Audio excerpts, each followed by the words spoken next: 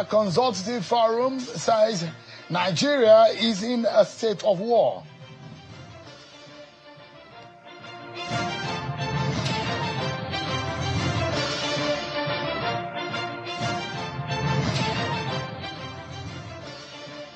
And flooding alert is coming as 226 local government areas in 33 states of the Federation and the Federal Capital Territory fall within the high flood risk areas identified in 2026.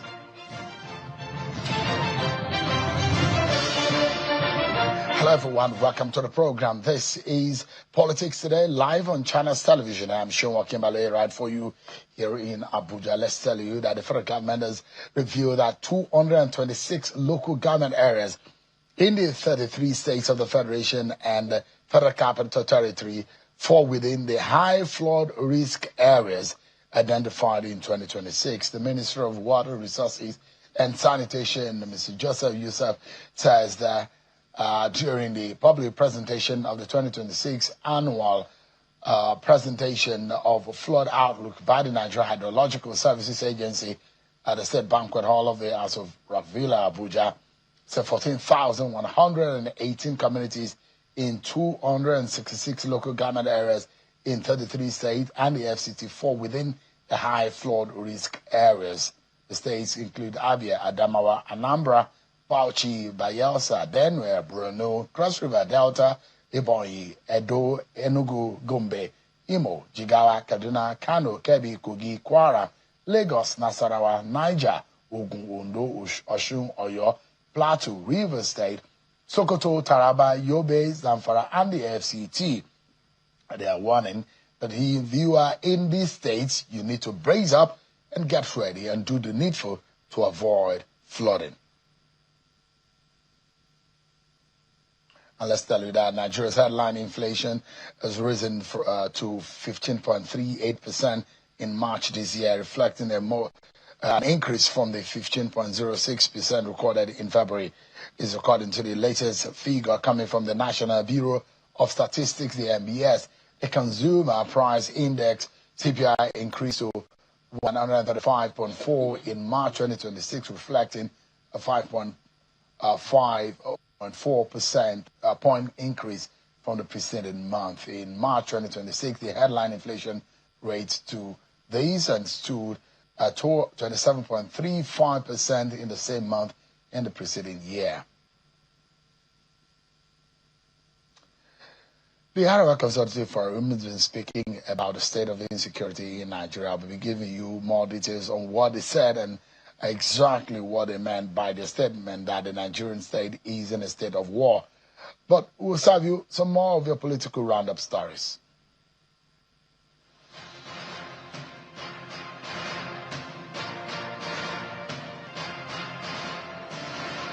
The Department of State Services has rearranged a former Attorney General of the Federation, Abubakar Malami, and his son, Abdulaziz, before Justice Joyce Abdul-Malik of the Federal High Court in Abuja on an amended charge bordering on alleged terrorism and unlawful possession of firearms and ammunition. At the day's hearing, counsel to the DSS Akinlolu Kehinde told the court that the amended charge has been filed to replace an earlier one on which they had been arraigned. Mr. Kehinde applied to withdraw the earlier charge and requested the amended one be read to the defendants for the pleas to be taken afresh. Counsel to the defendants, Shaibu Arua, confirmed that his clients were served with the amended charge and agreed that the fresh charge be read to the defendants. State chairmen of the Labour Party across the 36 states and the FCT have rejected calls for the resignation of the chairman of the Independent National Electoral Commission, INEC, Professor Joash Amubiton, even as they cautioned the electoral umpire against recognizing or conducting fresh congresses for the party. Secretary of the Forum, Mr. Abdurrahman Chindo, announced the position at a press conference in Abuja amid growing political tension over allegations surrounding the INEC chairman. The Labour Party state chairman distanced themselves from the demand, insisting that due process must be followed in addressing concerns about public office holders. A coalition of civil society groups in Abuja is mobilizing the support of election stakeholders in Nigeria for the protection of the integrity of the Independent National Electoral Commission, INEC, in the face of the recent criticism of the electoral umpire, and calls on its chairman to resign from office. The group spoke against the backdrop of the increasing calls from the opposition political parties for the resignation of the INEC chairman over allegations of corruption and involvement in partisan politics. INEC had in the last 3 weeks witnessed several protests by political parties calling for his resignation from office. Call on all stakeholders, political parties, civil society group, the media, and every citizen to rally around Professor George Amopiton. The Action Democratic Party, ADP, has announced the position of the party not to zone its presidential ticket ahead of the 2027 general elections, stating that aspirants from many parts of the country are free to contest on its platform. The party's national chairman, Yabagi Sani, made the position known during the first National Executive Committee meeting of the party in Abuja, where discussions centered on guidelines for primaries, ratification of congresses, and possible amendments to the party's constitution. ADP, today we do not have zoning in our constitution. So we are a forward-looking party.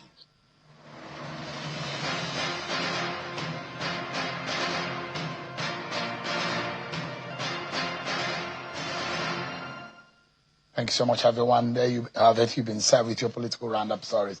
Let's tell you that the Arewa Consultative Forum has declared that Nigeria's worsening insecurity has escalated into a state of war, calling the federal government to urgently reorder national priorities and treat security as the country's most pressing emergency.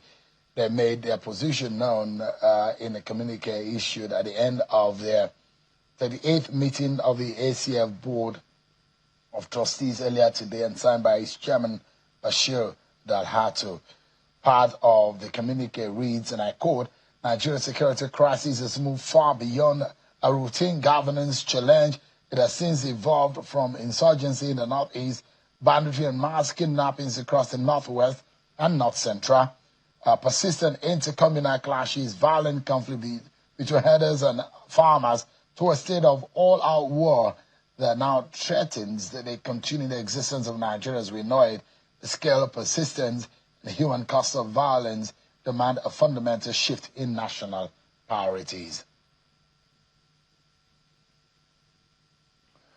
All right, then let's talk about what happened yesterday and what this means. The ADC National Convention, which the opposition politics may be entering in a defining moment now following a dramatic convention held yesterday. I mean, it's all of the drama that we saw leading up to the moment when they gathered. The party, led by David Mark, amended its constitution with an overwhelming 94% approval by delegates, dissolved its previous National Working Committee and installed a new National Working Committee for the party.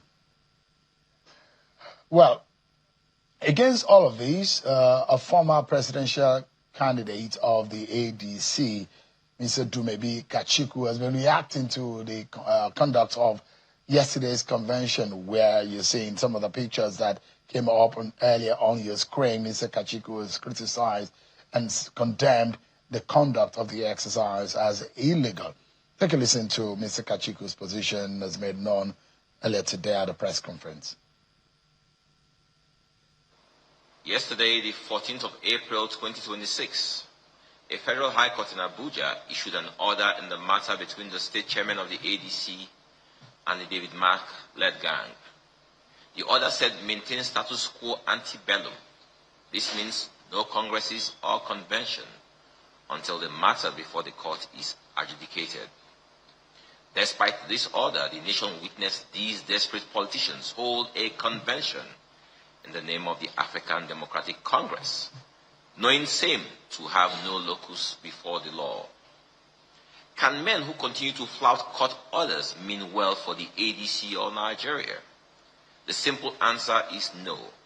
They have one agenda and one agenda only, and that's to instigate a complete breakdown of law and order. All right, then, Dumebi Kachiku, as you heard him. So with 2027 already in the horizon, the big question is whether the ADC can emerge as a credible political force or whether internal divisions and legal battles will weaken its prospect. I'm now being joined tonight to get a closer look into some of the issues. One of the key stakeholders, although suspended from his home state, the former secretary to the government of the Federation, Mr. Babacha Lawa, who is live for us here. Thank you so much indeed for joining us tonight. Thank you, Sean. You've been suspended by the party from Adamawa, your home state. Did you hear my response to it? You know, these young boys, when they gather somewhere under a tree and smoke Ugbo, they begin to hallucinate. Some of them begin to imagine they are the current president of Nigeria. So you never can tell. But these are executives of the party. They are not. They are not executives. So they just woke up one morning and decided that they are executives of the party. They are not even, the man who read the communique was not even a party member. Whether he was dismissed from APC some time back.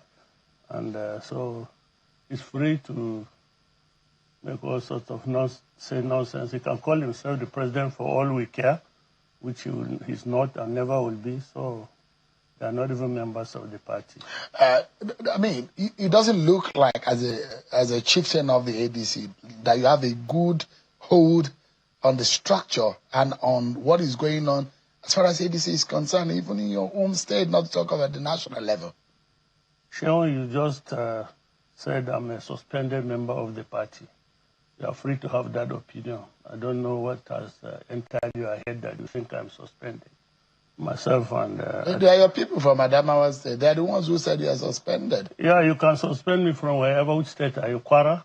You can decide to suspend me from Kwara. But I'm not a politician. I'm not in your party. They are your party members who say they are suspended. Those people are not in the party. That boy is not in the party. Do you have a hold as a leader in your party?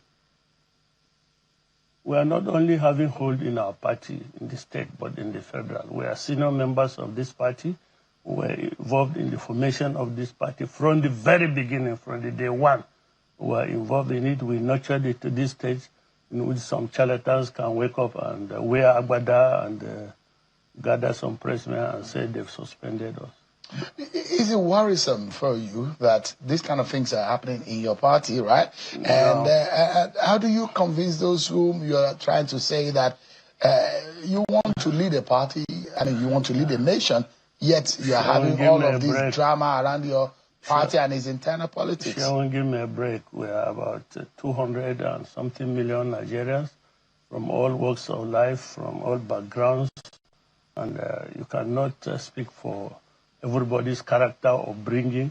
You cannot speak for how he was brought up by his parents. You cannot speak of which school he went to, what culture he has imbibed, what morals or bringing he is brought up in. You cannot speak for everybody. And when they say democracy, every Tom, Dick, Harry thinks that he can practice democracy in a manner that best suits him, in a manner that suits whatever it is that is roaming in his head at that particular time. You cannot speak for everybody. But you heard also what Dumebi Kachuku, that was a presidential candidate. Dumebi Kachuku was a presidential candidate, I understand, in 2023.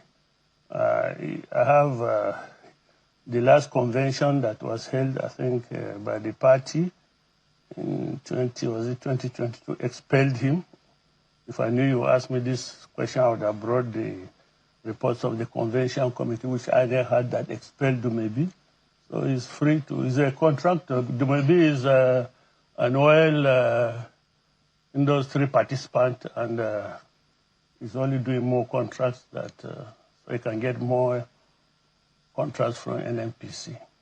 Oh, that's the reason you think he's opposing those whom... That's the reason some of whom they describe as hijackers. No, wait. That's the reason he is doing this for APC. Oh, he's working for APC? Definitely. Do you have evidence to that effect? His evidence is what he just said. That he's working for APC? That's the evidence, trying to destroy the opposition. Oh, what evidence do you need when somebody of that status comes and starts peddling falsehood on the national television? And then people go there and listen. How would you describe the outcome of yesterday's convention? It couldn't be better than yesterday's convention. So it was a success? Extremely, in spite of all the strenuous efforts that the government did to frustrate that convention, it was very successful. I mean, but if you say that was a success, critics will say it violated internal processes and legality. Was this convention truly legitimate in your own view?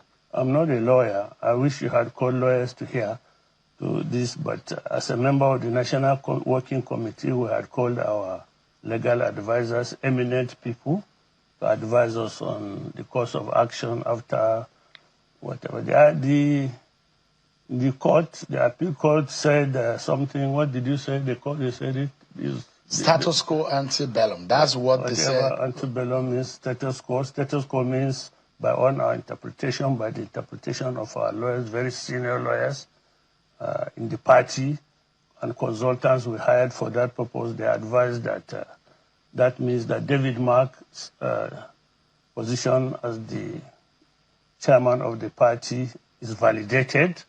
And if his position is validated, everything he does thereafter is also valid. But INEC, maybe it's an appeal court over an appeal court, decided to interpret what the appeal court said, and but we don't listen to INEC. They are not the appeal court. They are not the Supreme Court. They are not even the High Court. So INEC can say whatever. It does look like your party has a very big grouse and a lot of grievance against INEC. And that's going to be the umpire in this election. If somebody tries to kill you and tries to slit your neck, you want to become his friend? Is that what you are saying? Somebody who tries. Are you comfortable going to this election with the INEC? Because either you like it or not, if you are going to be on the ballot, this is the commission, the umpire that will conduct. We are going to this election, whatever INEC does, whatever INEC says, we are going to participate in this election. Even if you are not recognized. Wait now, INEC is not Nigeria alone now. We have 200 and something million Nigerians. They are going to participate in this election in which we will be on the ballot. Whatever INEC decides to do on behalf of their client APC, that's their own. Nigerians will decide. So you are alleging that INEC is working with the APC. That's what you are inferring. Look, Seun, I like to give you, we are Nigerians. Some people say we are Nigerians. In this ADC, there are vice presidents, there are secretaries to the government, there are Senate presidents, there are Senate leaders, there are former governors, all of us in that party who know how governments work, who have access to what government does, and we have information that the average Nigerian might not be able to have or does not have. We are all Nigerians. We have brothers in this government. We have relations. We have brothers. We have enemies. And we have good people. We have bad people. It's just that the preponderance of the bad people have overshadowed the preponderance of good people. But there are Nigerians in this government that stand for the truth, and they oppose what their governments try to do, and they tell us. And we know. So you know what is the internal workings of this government and the APC? Are they from mass? Are they in mass? What are you hearing that they are planning, if you know? They want a one-party system. Look, it's very clear. Every Nigerian understands that this government cannot afford to go to an election in a free and fair manner because they will lose woefully. What I mean woefully, it's like Judas Iscariot, when he betrayed Jesus, he fell and his stomach burst. That's the way they will lose.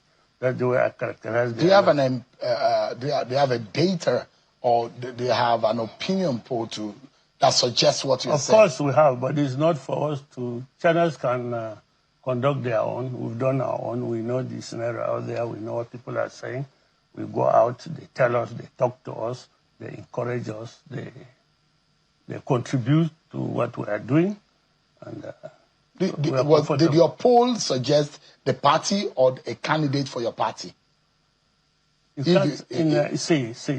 cannot, the Constitution of Nigeria doesn't allow you to contest as an independent candidate. So you are the candidate of your party. So it's two things. Either your party is beyond redemption, and therefore they present a candidate that is beyond redemption, and that is the same thing, two sides of a coin. Both are bad in this government. In this case, both the party and the candidates they intend to sponsor are bad. Best case scenario for your party, because I know that Bola Tinubu was your friend, and in this sense, you are enemies at war, because politically speaking, you are on the other side of the divide. And by all means, you are so angry that you want him out of that power so badly. Sure. But with what is going on, what is the best case scenario for the ADC? Sure, I'd like to protest. In terms of candidate? I would like to protest your fixation of Bola Tinubu as my friend. I keep telling you here, there's a saying that with a friend like this, you don't need an enemy. There are some friends that you are better off with an enemy. I think I find myself in this position right now in the context of what Nigeria is going through, in the context of what the country as an entity, as a creation by God is going through. I find myself unable to say find any good thing about Bola from the moment he took over going forward. Maybe prior, yes, but from the moment he took over going forward, he seems to have been consumed by a satanic desire to destroy this country. Just because he couldn't make you vice president? No, I never wanted to ask him. If he tells the truth, sometimes he's not a purveyor of truth. But if he does tell the truth, he will tell you, I never, nobody alive will ever tell you I wanted to be vice president or anything. Nobody. But you couldn't have your way. Which way? How you wanted his vice to come. Yes. That is your grouse. No, it's not my grouse. You didn't have your way? I keep on telling you here, I don't know what you have an issue with not listening or not... not agreeing with you? No, not remembering what we discussed here. You have an issue with this, memory issues. I'm an old man. No, not as old as you. Not older than me, but I don't have dementia. I still remember. My issue with him is the Muslim ticket is an issue of injustice to me. It is an issue of injustice. And not only that, it is the way he himself portrayed the reason why he needed to do that. He implied that of all the millions and millions of Christians in the North, none is good enough to be a vice president. I resented that. I found it, I told you here, if we enter every office in Nigeria today, even today, the average Nigerian Christian northerner has one complaint to make or the other. There's none that hasn't faced one form of persecution, one form of denial of privileges or rights alive in this country. Whatever you must have gone to, the trail of discrimination you have in your wake is so terrible. So if the president makes a Christian his running mate in 2027, you will reconcile with him, if that is your grouse? Well, since he made a Muslim ticket in 2023, we have seen what has happened. We have seen that probably if he had listened to me, the killings that are going on, the pogrom that is going on, so various different categories of killings, infraticides, what do they call it? Call it to me. I mean, so many things are going on that you cannot separate from the impression that he had created by denigrating certain section of the community. It's the impression that he has created that has empowered everybody who has an AK-45 rifle and go on and start killing. So is it fair that you are attributing or blaming the president for insecurity and the killings in the North? Okay, who should we blame? We blame Satan?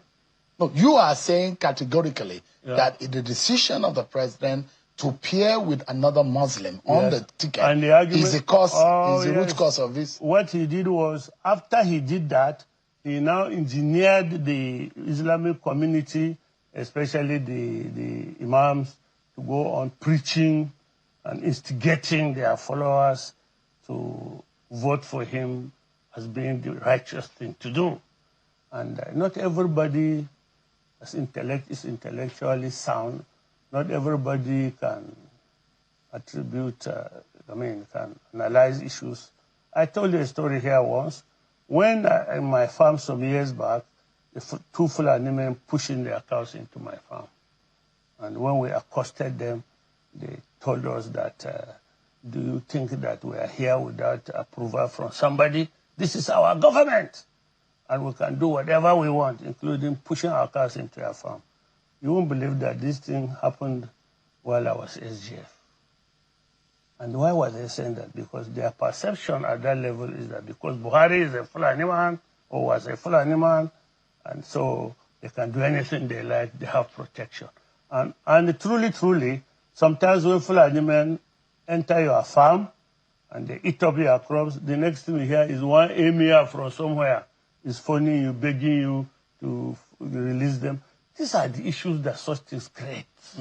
But I mean, what difference will it make? Because you are saying that the only reason why this country will move forward, from your own perspective and argument, is if Bola Tinubu and the APC are out of power. That's your argument, right? We now. cannot. What is guarantee? Not out of power. First of all, we know this government is bad, extremely bad. This government. There's no good at all in this government. No from good your at own all. point of view. Well, that's your own argument, anyways. Well, so who am I? But this government has am I supposed to put your argument before you? No, what I'm saying is that against the fact that this government is putting forward, economically speaking, and the effort they are making in other aspects, they will say they have done a lot of good. And in fact, that they've pushed this country into the right direction. But you don't see any good in this government. Look at you, Shehu. I'm sure coming here, you must have seen how from the day Bola Tinubu took over to today, you must have seen your standard of living fall. You must have seen that the salary they pay here can buy you nothing. You must have seen that the children at school fees, or their children, you stress yourself to be able to buy it. You can come on television and say what you want to say because you're a journalist, probably because it's your duty to attempt to be fair, but deep down, you know that this government has brought your standard of living down, has made your insecurity more insecure. What have you got to say for this government? Do you agree with the Arewa Consultative Forum when they say this country has drifted into a total state of war? Sean, as a young man, I had a military background. By the time a brigadier, a general is killed in a battlefield, it is not a skirmish, it's not insurgents, it's not terrorism, it is war.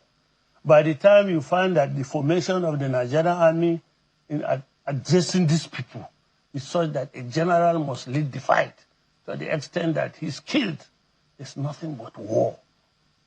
That is war.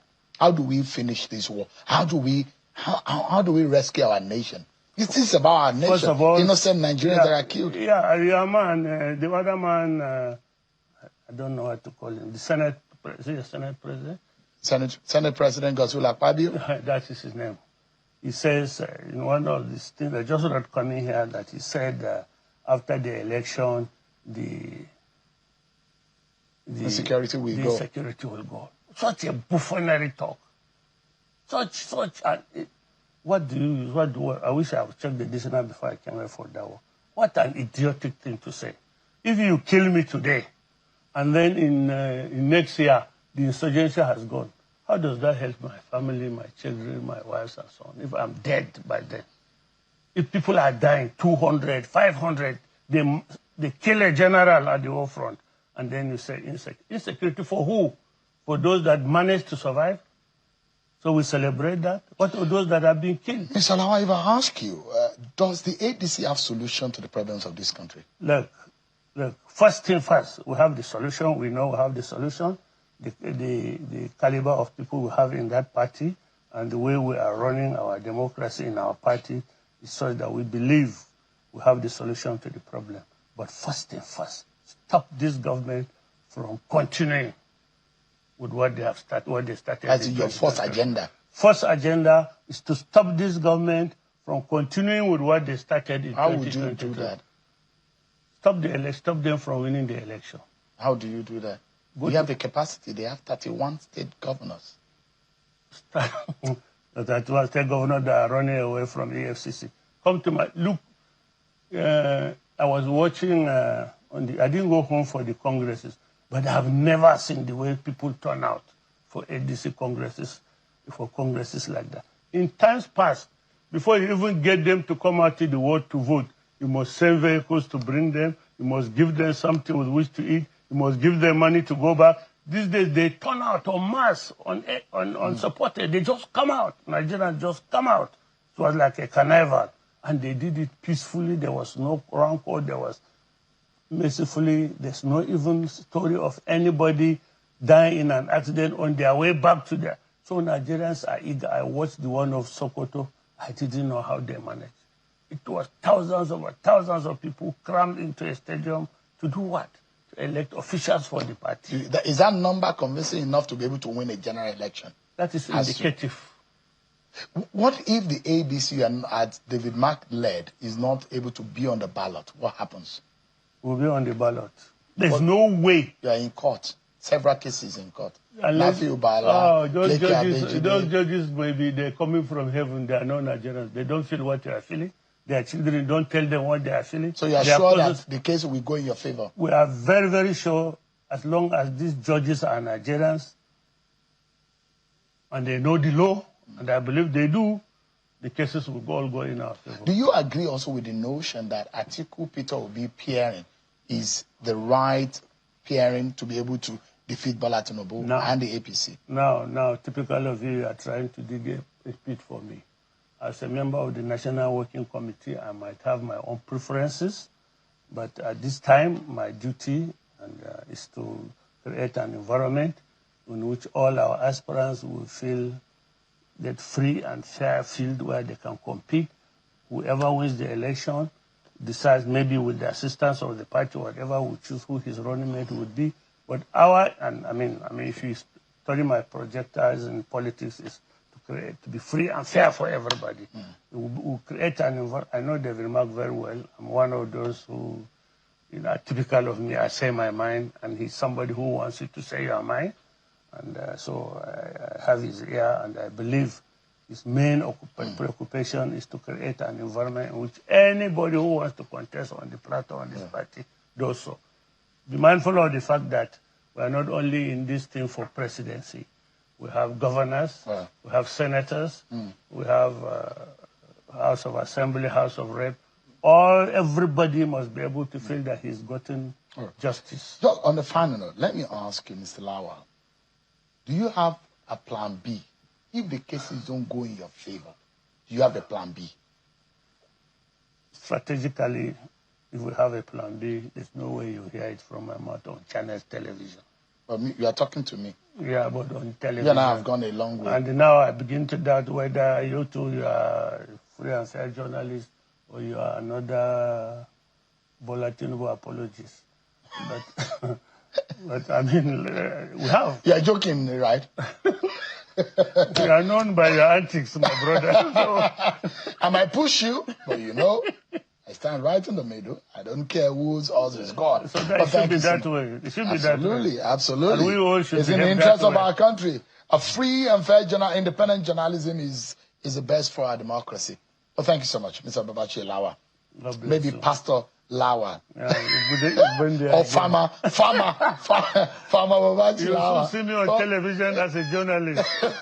A former secretary to the government of the Federation, Babachi Lawa, and the chieftain of the ADC. Thanks so much indeed for your time. Thank you, my brother. Thank you. We'll take a break, everyone. But when we return, much more on the 2027 politics and what could become Atiku Peter Obi pairing. Is that the way to go? We'll be hearing more about the ADC and its internal politics ahead of 2027.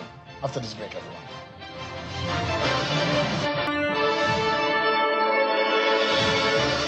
Thanks so much, everyone, for staying with us. Under scrutiny and intense attention, the early permutations ahead of 2027 general election will begin to take shape now. As on the center stage in the conversation is a provocative proposition by media entrepreneur Dele Momodu suggesting a possible Atiku Abubakar and Peter Obi joint ticket, a move some analysts say could reshape the electoral map, while others argue it raises more questions than answers about ideology, leadership, and political trust. At the same time, the African Democratic Congress is grappling with an internal leadership crisis. Now, the subject of legal contestation, raising concerns about party stability and its readiness as a potential coalition platform, and beyond the permutations and power play, a critical question remains: can Nigeria's fragmented opposition truly unite, or will competing ambitions once again define the road to 2027? Joining me now is Alhaji Yunusa Tanko, the national coordinator of the Obedient Movement and a close associate of the former presidential candidate, Mr. Peter Obi. Thanks so much, Alhaji Yusuf Tanko. It's good to see you. Thanks so much indeed. Thank you very much for having me. It's been quite a while. Thank you. It's been a while. Yes. How's it been yesterday with your convention? Oh, wonderfully well. It's amazing the kind of way in which people turn out, even though there were challenges as regard to power supply. But do you see the level of these men, Alhaji Atiku Abubakar, Alhaji Konkosu, Alhaji Tambuwal, His Excellency Rotimi Amechibi, and overall, His Excellency Mr. Peter Obi. All of them were inside that particular room, and they mobilized their people, even sweating. But yet, the sweat was that of commitment to the Nigerian country as an entity, trying to get the soul of the country. So I was particularly amazed because from all my years of being in politics, I've never seen people coming together, especially His Excellency Mr. Peter Obi, who have always maintained dexterity and making competitive Democrats, being that you will never see His Excellency Mr. Peter Obi abusing anybody. And you've never seen him even owning a debt. Neither did you see him segregating. In all of that, he still mingled with all of his colleagues in order to fight for the soul of the country. And you're a very experienced politician. You being on the ballot as a presidential candidate of the National Conscience Party. Correct. So you know, you understand, you know the intrigues, and you've also worked closely with Mr. Peter Obi. But with the ADC embroidered in all this leadership issue and the legal tussle, is it a viable platform for any serious coalition? For any serious coalition, coming together of this gladiator give you a pathway to winning election. And I say this with all level of sincerity. Now, at a point in time in 2023, we were rolling a solo run. But today, there's a conglomerate of these particular individuals who want to work together. So I was amazed when you listen to the issue of, they said, status quo ante bellum. So I consulted my lawyer, and then he told me what it means is that you return back to the situation where you were before any war. And in this case, Bala Nafiu did not take his case to court until on the 29th of September. After the 29th of September, when Colonel David Mark was already handed over. They handed over the leadership of the party to him and Aregbesola. So within this month, they have already been acting. Then he took his own case to court in September. Yes, if I'm not making a mistake, yes, it took his court to September 2nd. And that means that going back to status quo ante bellum, meaning that when David Mark and Rauf Aregbesola were in position, so there is no any kind of foul play, or even the court that you were talking about a while ago, saying that they went back to status quo ante bellum. So the people who were in position, who wrote to INEC, was David Mark. So, and Aregbesola. In the real sense of it, I'm sure that the court is referring to, and the court says, do nothing until we resolve this matter, because the court order is saying, if you go ahead court, and if everything goes on, the rest, which is the subject matter, is going to be affected. So hold everyone until you determine the matter. And the court said, don't do anything, because part of the court order is not only to return to status quo, and it's saying hold on. But as it is right now, it does look like more confusion than direction. Let me ask you, frankly speaking. Now, so invariably from yesterday, from your own point of view, there is no more caretaker committee. It's now a national working committee led by David Mark and Secretary Rauf Aregbesola. Confirm. And, and Nafi Bala and Leke Adejide, some of them were expelled, suspended from the party. Confirmed. Yesterday, there was a motion move and they were expelled from the party. But INEC was not present there. That is what we need to clearly correct. Because the position of INEC was that they have a mandatory to be at that particular convention. Why they choose not to be, they are the ones that have run foul of the law. Okay, let me ask you, what lessons did Peter Obi and your movement take from the 2023 election that will shape your 2027 approach? Good. We identified that we needed to work very closely with the northern part. We needed to bring in more people. His Excellency Mr. Peter Obi needs to synergize with his brothers and sisters in the North, and which he did. Immediately after, that's why I've never seen, all my years, I've never seen a politician who has kept the opposition on their toes like His Excellency Mr. Peter Obi. So gradually, he started mixing up with his people in the North, visiting them, being with them when they are doing their fasting period, celebrating with them when they are doing Salah period, celebrating with both Christian and Muslims. He didn't differ because they are Muslims and Christians. So has anything changed in who Peter Obi is in terms of his clout, profile nationally, across the Niger? Has anything changed? Is Peter Obi now seen with a broader on a broader perspective as a more unifying personality than he was saying in 2023? Obviously, yes. Because when he came to my state in Kano, you could see the synergy within him and his engineer, Rabiu Musa Kwankwaso. The kind of reception, we barely survived that particular mammoth crowd. It is Obi Kwankwaso, Obi Kwankwaso. The signage and the serenity of the sound showed you that there was a big move, a big shift from what it used to be in 2023 and 2026 to 2027. So I was elated. And this is the situation everywhere he goes in the North right now. What do you make of the proposition and the permutations by Mr. Dele Momodu, for example? Yesterday on the program, he says that the best opportunity or option for the ADC, if it's on the ballot going into the 2027 election, is to have Atiku Abubakar and Peter Obi paired on the ticket. Now, let me make reference to the statement of His Excellency Rotimi Amechi yesterday. He said, and he clearly said, that the party should make sure they choose the right candidate if they want to win election. Do you want to choose somebody who will win primaries, cannot win the elections? Or do you want to lose the election and only win the primaries? And also, the fact still remains that it's a southern presidency at the moment. It's a southern presidency. So it eliminates the Kwankwasos of this world, the Atiku Abubakars of this world, and positions Rotimi Amechi and Peter Obi. It's a southern presidency.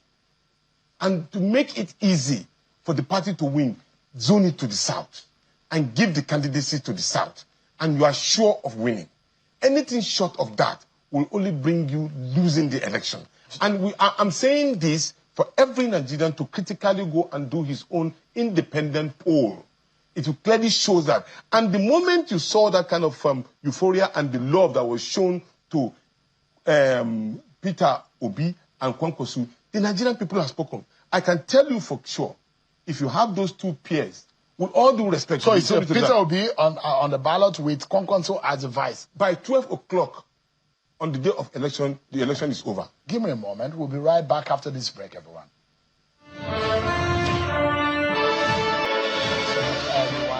A closing moment now with Alhaji Yunus Tanko, an aide to Mr. Peter Obi and the national coordinator of the Obedient movement.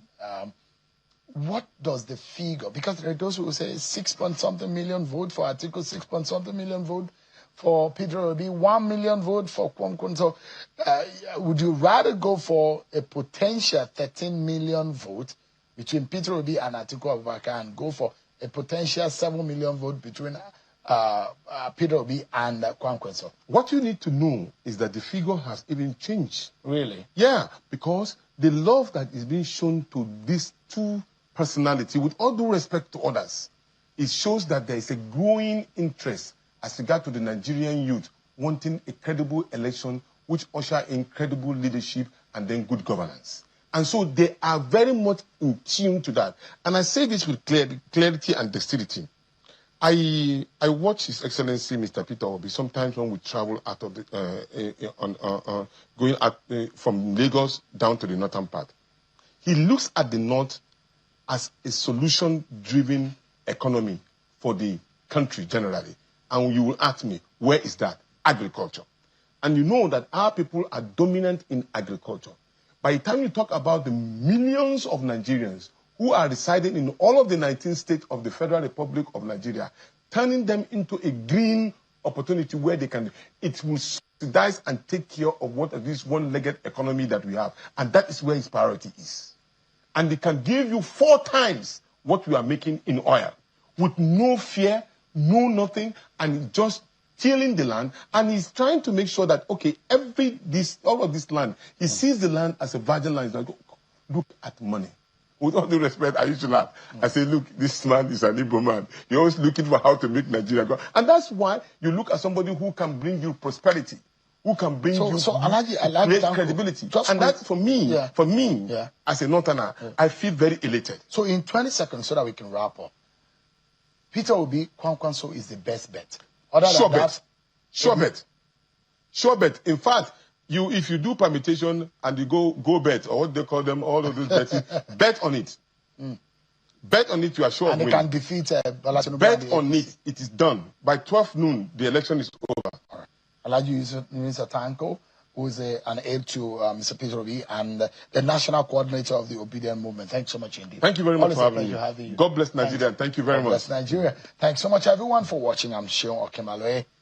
God bless Nigeria.